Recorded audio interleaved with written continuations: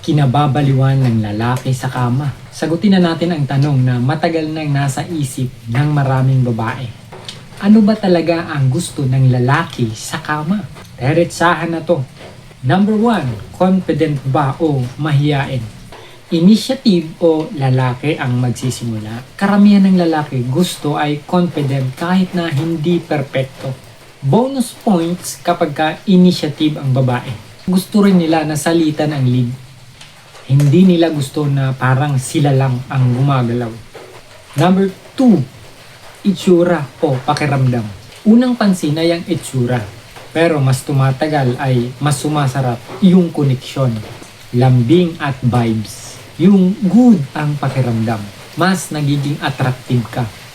Pangatlo, importante ba ang foreplay sa lalaki? Yes, hindi lang yan pang babae.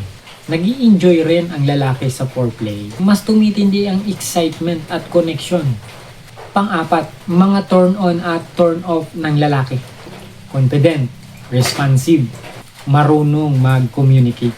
Turn off, walang reaksyon, walang interest, kahit maganda pa. Pang-lima, maingay o tahimik. Karamihan, gusto merong kunting ekspresyon na nag-i-enjoy ka rin.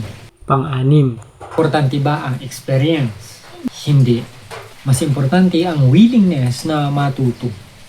Mas gusto ng lalaki yung open, curious at comfortable kaysa sa expert na walang connection. Hindi perfection ang hanap ng lalaki.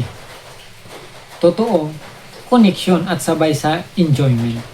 Kung nakarelate ka, alam mo na.